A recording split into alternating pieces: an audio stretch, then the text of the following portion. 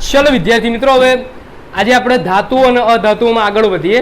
Okay, આજનો lecture ખરેખર સરસ મજાનો લેક્ચર છે।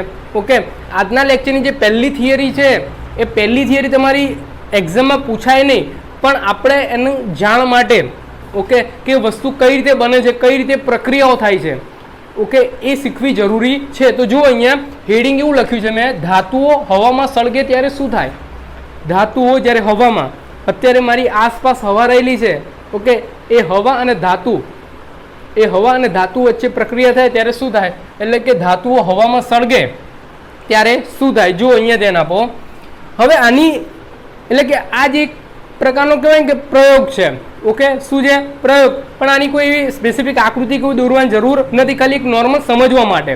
ઓકે, આ એક્ઝામમાં વસ્તુ પૂછાતી નથી, પણ નોર્મલ તમને ખબર હોવી જોઈએ કે ધાતુને હવામાં સળગાવવામાં આવે ત્યારે ધાતુમાં શું ફેરફાર થાય। જો કેટલાક એટલે કે નમૂના માટે હું કેટલીક ધાતુ લઉં છું। જો એ ધાતુ કઈ છે, ઓકે પહેલાં તો એલ્યુમિનિયમ, કઈ આવશે એલ્યુમિનિયમ, એના પછી કોપર, કઈ આવશે કોપર, એના પછી ઝીંક, એના પછી શું આવશે ઝીંક, એક્રોઝી, શું યાદ રાખવાનું એક્રોઝી, એ એટલે એલ્યુમિનિયમ, કો એટલે કોપર, જી એટલે ઝીંક, એના પછી લે એટલે લેડ, લે એટલે શું થાય લેડ, એના પછી સો એટલે સોડિયમ, લે એટલે લેડ અને સો એટલે સોડિયમ, એક્રોઝી લેસો, લો એટલે લોખંડ, લો એટલે શું થાય લોખંડ, અને લો પછી મેંગો એટલે મેગ્નેશિયમ, એના પછી શું યાદ રાખવાનું મેગ્નેશિયમ। એટલે કે આ પ્રયોગ કરવા માટે આપણે આટલી ધાતુ લેવી પડે। ઓકે, એક બે ધાતુ લેવાથી એ પ્રયોગ શક્ય ના બને। ઓકે, રાસાયણિક શાખાનો એક નિયમ છે કે કોઈ પણ તમે પ્રયોગ કરો બરાબર, તો એક ધાતુ માટે પહેલાં ના થાય, પહેલાં આપણે જેટલી પણ ધાતુ છે તમને ખબર છે કે ટોટલ 118 તત્વો છે। કેટલા છે 118 તત્વો, એનાથી પણ વધારે છે। કેટલા છે 118 તત્વો છે। અત્યારે વર્તમાન કરંટની વાત કરું છું, કરંટની। ઓકે, તમે બુકમાં 100 પણ ભણ્યા હશો, પણ એ પહેલાંની બુક છે એટલે છપાઈ ગયું એકવાર, એટલે 100 તત્વો લખે, પણ અત્યારે હાલમાં 118 તત્વો છે। હવે 118 તત્વો 3 પ્રકારે વિચાઈ ગયેલા છે, ધાતુ, અધાતુ અને અર્ધધાતુ। કેટલા 3 પ્રકારે વિચાઈ ગયેલા છે, ધાતુ, અર્ધધાતુ અને અધાતુ। એમાંથી આજે આપણે ધાતુ જોવાની છે, એટલે અહીંયા મેં બધી શું લખી છે ધાતુ લખી છે, નમૂના રૂપે પ્રયોગ કરવાનો છે, પ્રયોગના નમૂના રૂપે મેં આટલી બધી ધાતુ લખી છે। એ ધાતુનો આપણે પ્રયોગ કરવાનો છે કે આ ધાતુઓ હવામાં સળગે ત્યારે શું થાય છે। આ શબ્દો પર ખાસ ભાર આપજો, હવામાં સળગે ત્યારે, હવામાં સળગે ત્યારે કઈ કઈ લેવાની છે, એલ્યુમિનિયમ, એક્રોઝી, લેસો, લો, મેંગો। ઓકે, એટલે એલ્યુમિનિયમ, કોપર, ઝીંક, લેડ, સોડિયમ, લોખંડ અને મેગ્નેશિયમ। હવે આની હું તમને જે સંજ્ઞા છે એ પણ લખી નાખું, એટલે તમારું કહેવાય કે આસાન બની જાય કામ। એલ્યુમિનિયમ એટલે Al, કોપર એટલે Cu, ઝીંક એટલે Zn, લેડ એટલે Cu Pb, સોડિયમ એટલે Na, લોખંડ એટલે Fe અને મેગ્નેશિયમ એટલે Mg। ક્લિયર? આ જે બધી ધાતુઓ છે એમની સંજ્ઞાનો પહેલો અક્ષર હંમેશા શું કેપિટલ આવે, એ આપણે ધોરણ 9માં શીખી ગયા। ચલો ક્લિયર? હવે ધારો કે હું એક ધાતુ લઈ લઉં મેગ્નેશિયમ, શું લઈ લઉં મેગ્નેશિયમ। હવે તમે આ મેગ્નેશિયમ વાળો પ્રયોગ છે ને તમે ધોરણ 9માં અને ધોરણ 8માં પણ ભણી ગયા છો। ઓકે, ધોરણ 9 અને 8 અને ધોરણ 10માં ચેપ્ટર નંબર 1માં પણ આવી ગયું છે કે મેગ્નેશિયમની પટ્ટી છે, એ મેગ્નેશિયમની પટ્ટી એટલે કે મેગ્નેશિયમને હવામાં સળગાવવામાં આવે ત્યારે એની પર શું અસર થાય છે। ઓકે, એની પર શું અસર થાય છે, અથવા તો ઓક્સિજનની હાજરીમાં, એટલે કે મેગ્નેશિયમની ઓક્સિજન સાથે પ્રક્રિયા થાય તો આપણને ખબર છે શું મેગ્નેશિયમ ઓક્સાઇડ મળે, શું મળે મેગ્નેશિયમ ઓક્સાઇડ, શું મળે મેગ્નેશિયમ ઓક્સાઇડ। ચલો હવે આ જે મેં ધાતુ લખી છે એમાંથી એક ધાતુ લઈ લો, શું લઈ લો એક ધાતુ લઈ લો, એ ધાતુને જે ચીપિયો આવે એના ચીપિયા વડે પકડો। આટલી ધાતુ લીધી, એમાંથી ગમે તે એક ધાતુને ચીપિયા વડે પકડો।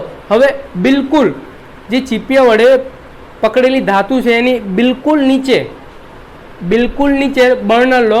હવે બર્નરમાંથી જે જ્યોત આવે છે એ જ્યોત વડે આ જે ધાતુ છે એ ધાતુ શું સળગવા લાગશે।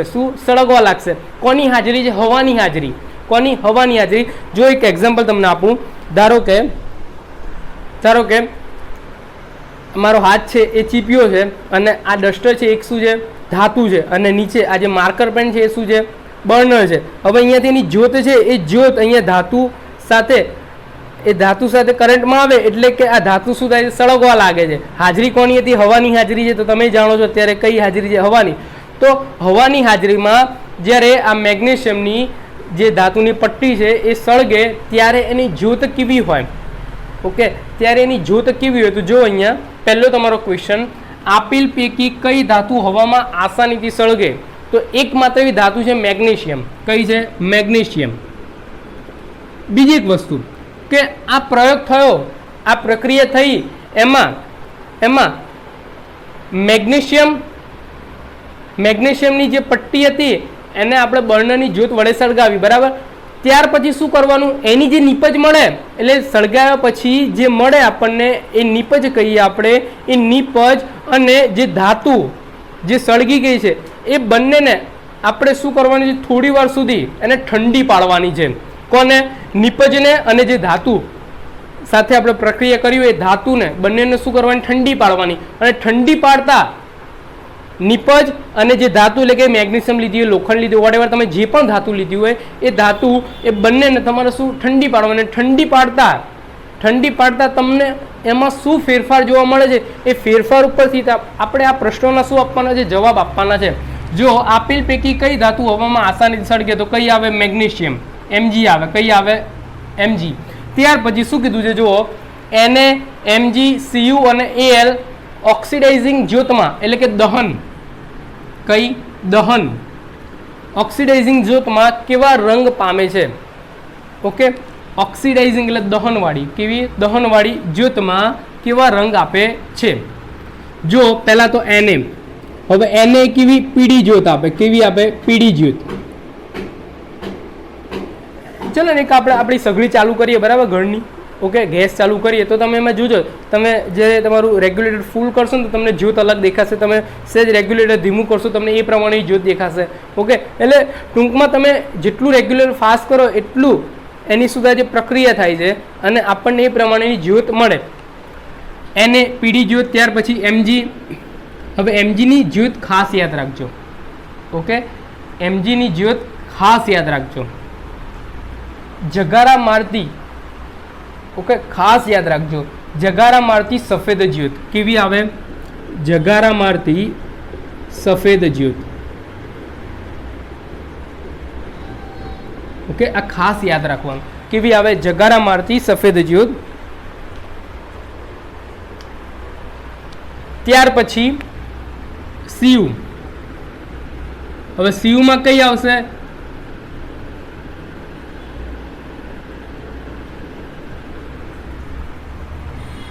આ લખી નાખજો.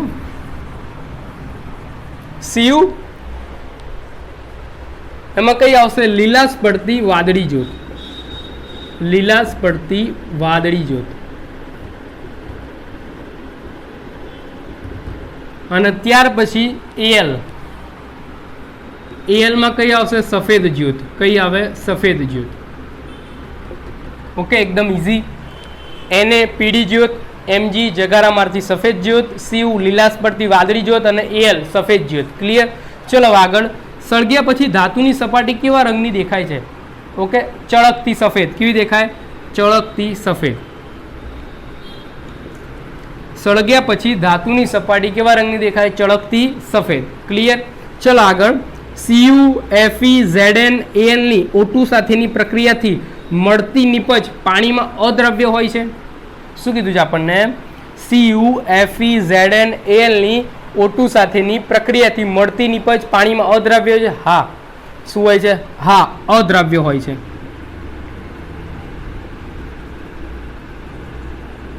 કેવું હોય છે? અદ્રાવ્ય હોય છે. ક્લિયર? હવે દ્રાવ્ય એટલે આપણે જે લીંબુ શરબત બનાવીએ છીએ અથવા તો ખાંડનું પાણી બનાવીએ, મીઠાનું પાણી બનાવીએ, તેમાં જે મીઠું છે એ પાણીમાં કમ્પ્લીટ ઓગળી જાય છે. ઓકે, તો એ શું કહેવાય? દ્રાવ્ય થઈ ગયું. કમ્પ્લીટ ઓગળી ગયું એટલે શું કહેવાય? દ્રાવ્ય કહેવાય. જ્યારે આ બધા પાણીમાં પૂરેપૂરા ઓગળતા નથી, એટલે કે મીન્સ પ્રક્રિયા થતી નથી, એટલે કેવા અદ્રાવ્ય. એટલે નીપજ પાણીમાં કેવી હોય છે? અદ્રાવ્ય હોય છે. કેવું હોય છે? અદ્રાવ્ય. જેમ કે આપણે ધોરણ 9માં કલીલ અને નિલંબિત દ્રાવણમાં શીખ્યા આપણે. ઓકે, એમાં જે એકલું દ્રાવણ હતું એ કેવું હતું? એકલું દ્રાવણ હતું, સમાંગ મિશ્રણ હતું, સમાંગ પ્રણાલી હતી. એમાં કેવી સમાંગ પ્રણાલી હતી? તો એમાં દ્રાવ્ય હતા. અને આ જ્યારે નિલંબિત કણો અને કલીલ કણો કેવા હતા? વિખેરણ. એટલે કે એના જે દ્રાવ્ય છે એ બિલકુલ દ્રાવ્ય નતા, થોડા અદ્રાવ્ય દેખાતા હતા આપણને. એટલે હા, અદ્રાવ્ય હોય. ક્લિયર? તો આટલું લખી નાખો. ત્યાર પછી આપણે ક્વેશ્ચન નંબર 5 અને 6 જોઈએ.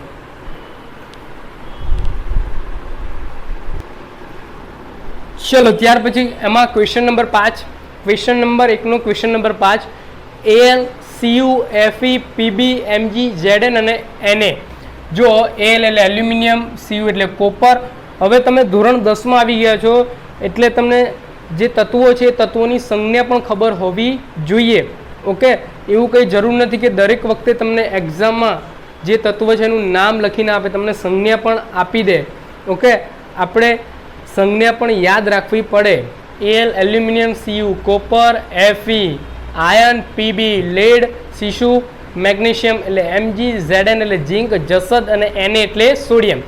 ધાતુઓને ઓક્સિજન પ્રત્યેની ક્રિયાશીલતાના ઉતરતા ક્રમમાં ગોઠવો. હવે સાહેબ, ક્રિયાશીલતા એટલે શું? એક પ્રકારનું સક્રિયપણું કહેવાય. ક્રિયાશીલતા એટલે સક્રિયપણું. એટલે કઈ રીતે? જો તમને એક ઉદાહરણ દ્વારા સમજાવું. એક ઉદાહરણ દ્વારા સમજાવું કે મેગ્નેશિયમ છે. ઓકે, એ મેગ્નેશિયમ ને જ્યારે હવાની હાજરીમાં એને સળગાવવામાં આવે તો એ તરત પ્રતિક્રિયા આપે છે. એની શું આપે છે? તરત પ્રતિક્રિયા. ઓકે, એટલે કે હજુ આપણે પ્રક્રિયા ચાલુ કરી અને તરત જ આપણને એનું શું આપી દે? રિઝલ્ટ, એની નીપજ આપી દે આપણને. તો એને શું કહેવાય? વધુ સક્રિય કહેવાય. ધારો કે આપણે ક્લાસમાં બેઠા છીએ, બરાબર? ઓકે, ક્લાસમાં બેઠા છીએ અને તમારી આગળ બે એવા છોકરા બેઠા છે કે એક છોકરો જે ગુસ્સાવાળો છે અને એક શાંત છે. હવે પાછળ તમે બેઠા છો, તમે એક ટપલી મારી, જે ગુસ્સાવાળો છોકરો છે એને તમે એક ટપલી મારી તો તરત સક્રિય થઈ જશે અને તમને કહેશે બે રહેવા દે ને, બે ખબર નહીં પડતી કે ભણવા દે. અને જ્યારે બીજો છોકરો હશે એને તમે ટપલી મારશો તો પહેલી ટપલી મારશો તો કંઈ નહીં કરે, બીજી ટપલી મારશો એટલે સહેજ તમને શું કહેશે? ભાઈ રહેવા દે ને, ભણવા દે ને. એટલે એક વસ્તુ જોઈ કે પહેલો જે છોકરો હતો તમે ટપલી મારી તરત કેવો થયો? સક્રિય થઈ ગયો. શું થઈ ગયો? સક્રિય. એટલે એની ક્રિયાશીલતા કેવી રીતે? વધારે છે. એમ ધાતુઓમાં પણ આવું જ હોય. ધાતુઓમાં પણ શું હોય? આવું જ હોય. Okay, clear? સમજી ગયા? એટલે કહેવાનો મતલબ કે ક્રિયાશીલતા એટલે એક પ્રકારનું સક્રિયપણું, કે એ ધાતુ કોઈ એટલે કે કોઈ એટલે ધાતુઓને ઓક્સિજન પ્રત્યેની એટલે કે ઓક્સિજન સાથેની પ્રક્રિયા થાય તો ક્રિયાશીલ તરત થઈ જાય, એટલે કે સક્રિય થઈ જાય તરત એનું શું આપી દે? રિઝલ્ટ. તો જો એમાં પહેલી કઈ આવશે? એને યાદ રાખજો ખાસ. એને એના પછી ગ્રેટર દેન Mg યાદ રાખજો. Na Mg greater than Al greater than Al, Na greater than Mg greater than Al. ત્યાર પછી ગ્રેટર દેન Zn. શું આવશે? Greater than Zn greater than Fe greater than Pb. Okay, શું? Na greater than Mg greater than Al greater than Zn greater than Fe greater than Pb greater than Cu. Clear? આ પ્રકારનું શું આવે? ઉતરતો ક્રમ. હવે ઉતરતો ક્રમ એટલે શું થાય? ઉતરતો ક્રમ એટલે કે વધારેથી ઓછા તરફ જવું. ઉતરતો ક્રમ એટલે શું થાય? વધારેથી એટલે આવું થાય. સોડિયમ સક્રિય છે Mg કરતાં વધારે, એટલે કે આપણે આવું નહીં કરતા 3 greater than 1, 3 મોટા 2 કરતા, એમ આમાં પણ આવું જ છે. ઓકે, સૌથી વધારે સક્રિય ઓક્સિજન માટે કઈ આવે? સોડિયમ. હવે તમને એક વસ્તુ કહું, તમારા કારણ પણ ભણવાનું આવશે કે સોડિયમ ધાતુ છે ને એને કેરોસીનમાં રાખવામાં આવે. જે સોડિયમ ધાતુ છે એને શેમાં? કેરોસીનમાં. એનું કારણ શું ખબર? કારણ કે સોડિયમ એક એવી ધાતુ છે કે એને જો ઓક્સિજનની હાજરી મળે તો તરત એ શું? સળગી ઉઠે છે, તરત એની પ્રતિક્રિયા આપે છે. ઓકે, એટલે તમે લેબમાં જશો તો તમને સોડિયમ ધાતુ છે એ તમને કેરોસીનમાં રાખેલી જોવા મળશે. કારણ કે તે ઓક્સિજનની હાજરીમાં કેવી બની જાય છે? ક્રિયાશીલ બની જાય છે. ક્રિયાશીલ બની જાય છે. ક્લિયર? ચલો, ત્યાર પછી આપેલ પૈકી કઈ ધાતુને ગરમ કર્યા બાદ મળતી નીપજ પાણીમાં દ્રાવ્ય હોય? તો જે વધુ ક્રિયાશીલ હોય ને, જે ધાતુ વધુ ક્રિયાશીલ હોય ને એ જ એટલે કે નીપજ પાણીમાં શું બને? દ્રાવ્ય. તો બે જ ધાતુ છે એને, એટલે કે સોડિયમ અને મેગ્નેશિયમ. બે જ છે. કઈ છે? મેગ્નેશિયમ અને સોડિયમ. આ બે જ ધાતુ એવી છે કે આપેલ પૈકી કઈ ધાતુ એટલે કે આ બંનેને ગરમ કર્યા બાદ મળતી નીપજ પાણીમાં શું હોય? દ્રાવ્ય હોય. એટલે મેગ્નેશિયમ અને શું આવે? સોડિયમ. જે વધુ ક્રિયાશીલતાવાળી ધાતુ હોય, વધુ સક્રિયપણું હોય, એ જ ધાતુની જે નીપજ પાણીમાં હોય એ કેવી હોય? દ્રાવ્ય હોય. કેવી હોય? દ્રાવ્ય. ચલો ક્લિયર. હવે ત્યાર પછી બીજો ક્વેશ્ચન હવે ચાલુ થાય છે આપણો. પહેલો ક્વેશ્ચન આપણો પૂરો થયો. બીજો ક્વેશ્ચન, ઓક્સાઇડ કેવી રીતે બને છે? હવે ઓક્સાઇડ એના શબ્દો ઉપરથી જ ખબર પડે. ઓક્સાઇડ એના શબ્દો ઉપરથી જ ખબર પડે. ઓક્સાઇડ એટલે ઓક્સિજન તો આવતો જ હશે. તો જુઓ અહીંયા ધ્યાન આપો. ધાતુઓ ઓક્સિજન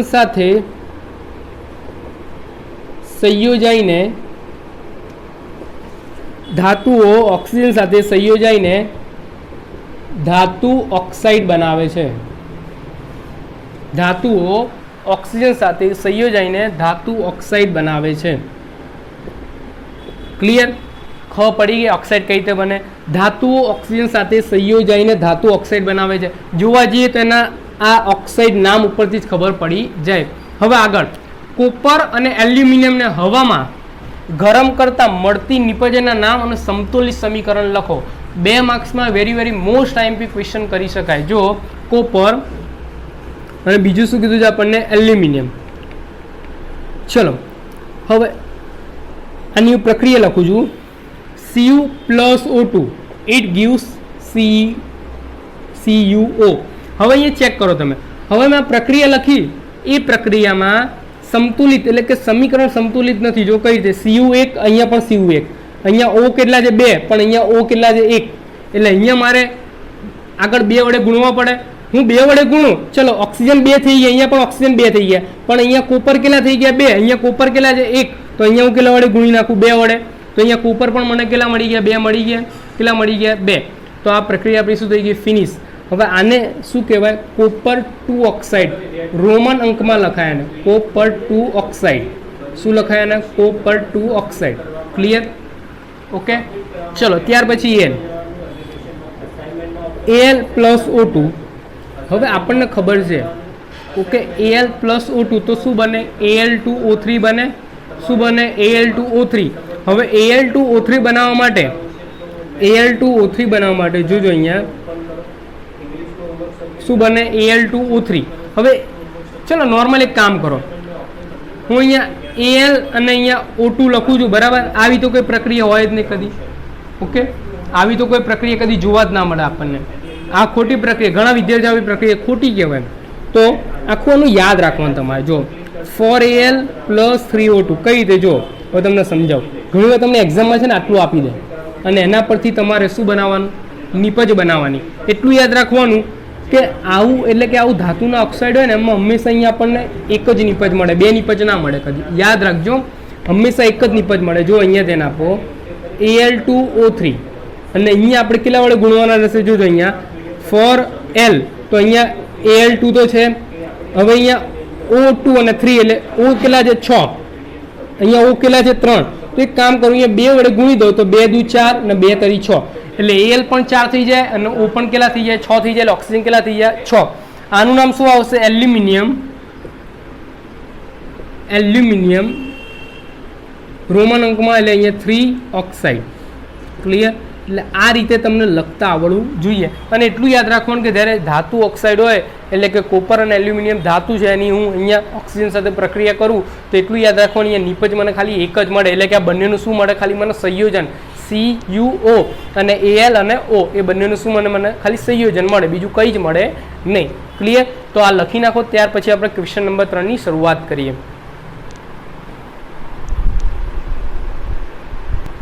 ચલો ત્યાર પછી very most IMP question number 3, ઉભયગુણી ઓક્સાઇડ એટલે શું? બહુ મસ્ત મજાનો છે ઉભયગુણી ઓક્સાઇડ. હવે ઉભયગુણી એટલે કે એવો ઓક્સાઇડ કે જે એસિડ અને બેઝ બંને સાથે પ્રક્રિયા કરે. જેમ આપણે ખબર પ્રાણીઓમાં જોતા હતા કે જે જમીનમાં પણ રહે અને પાણીમાં પણ રહે. ઓકે, ઉભયજીવી, જમીનમાં પણ રહે અને પાણીમાં પણ રહે એવા પ્રાણીઓ, સજીવો. ઓકે, એમ આમાં પણ એવું છે, ઉભયગુણી ઓક્સાઇડ. તો એની વ્યાખ્યા જુઓ પહેલા. ધાતુના જે ઓક્સાઇડ એસિડ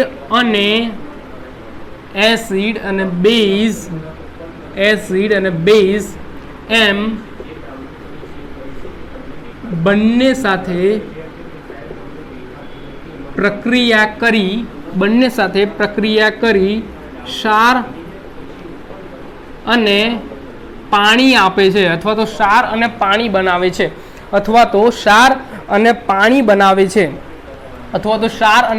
આપે છે, તો તે ઓક્સાઇડને અથવા તો તેવા ઓક્સાઇડને ઉભયગુણી ઓક્સાઇડ કહે છે. શું કહેવાય છે? ઉભયગુણી ઓક્સાઇડ કહે છે. ક્લિયર? સમજો. ધાતુના જે ઓક્સાઇડ એસિડ અને બેઝ એમ બંને સાથે પ્રક્રિયા કરીને ક્ષાર અને પાણી આપે છે. શું આપે છે? ક્ષાર અને પાણી. ક્ષાર એટલે એ તો ખબર છે ને, NaCl. એમાં જે Cl છે એક પ્રકારનો શું બતાવે? ક્ષાર બતાવે આપણને. ઓકે, એમાં ક્લોરાઇડ હોય એ શું બતાવે આપણને? ક્ષાર બતાવે. જે ક્લોરાઇડ હોય એ શું બતાવે આપણને? ક્ષાર બતાવે. એટલે કે ક્ષાર અને પાણી એટલે H2O આપે છે. તો તેવા ઓક્સાઇડ અથવા તો તે ઓક્સાઇડને ઉભયગુણી ઓક્સાઇડ કહે છે. જો હવે એના ઉદાહરણ, પહેલું ઉદાહરણ એલ્યુમિનિયમ ઓક્સાઇડ. હવે એલ્યુમિનિયમ ઓક્સાઇડ એટલે શું આવે? Al2O3. શું આવે? Al2O3. અને સેકન્ડ નંબર ઝિંક ઓક્સાઇડ. શું આવે? Zinc oxide. હવે ઝિંક ઓક્સાઇડ એટલે શું આવે? ZNO. શું આવે? ZNO. એલ્યુમિનિયમ ઓક્સાઇડ એટલે Al2O3 અને ઝિંક ઓક્સાઇડ એટલે ZNO. આ બંને ઉભયગુણી ઓક્સાઇડ છે. વેરી વેરી મોસ્ટ ટાઈમ બી. ક્લિયર વિદ્યાર્થી મિત્રો? ઓકે, સમજી ગયા? આ કેમિસ્ટ્રી છે એટલે રોજે રોજનું કરજો, હને? ને તો માથા ઉપર પ્રક્રિયાઓ થવા લાગશે, મગજમાં પ્રક્રિયાઓ થવા લાગશે કે સાહેબ HCl અહીંયા છે તો સામે કેમ આવ્યો, અહીંયા HCl હતા તો સામે Cl કેમ આવ્યા, H2O કઈ રીતે આવ્યા, અને બધું છે ને ગમી જશે. ચલો હવે આપણે એલ્યુમિનિયમ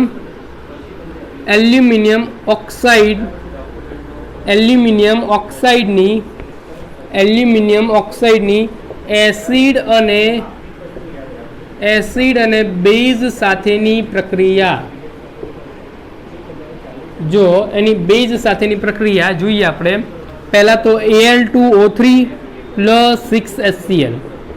ઓકે, Al2O3 + 6HCl. જો હવે કઈ રીતે સોલ્વ કરવાનું? હવે આપણને શું બનાવવાનું કીધું છે? ક્ષાર પ્લસ પાણી. શું? ક્ષાર પ્લસ પાણી. એટલે જુઓ, પહેલાં તો અહીંયા AlCl. હવે AlCl લખીએ આપણે તો જુઓ, હવે અહીંયા Al કેટલા છે? 2 છે, તો અહીંયા 2Al. એકચ્યુઅલીમાં આવું નહીં કરવાનું. જો શું કરવાનું? અહીંયા AlCl3 + H2O. હવે આટલું તો આપણને ખબર જ છે કે આ તો આવવાનું છે. હવે જો અહીંયા Al કેટલા છે? 2, તો અહીંયા કેટલા લખવાના? 2Al. અહીંયા Cl3 કેટલા છે? 2 તરી 6, તો અહીંયા Cl6 થઈ ગયા. હવે અહીંયા H2O માં H2 કેટલા છે? 2 છે, અહીંયા H કેટલા છે? 6, તો અહીંયા 3 વડે ગુણ્યું તો 3 × 2 = 6.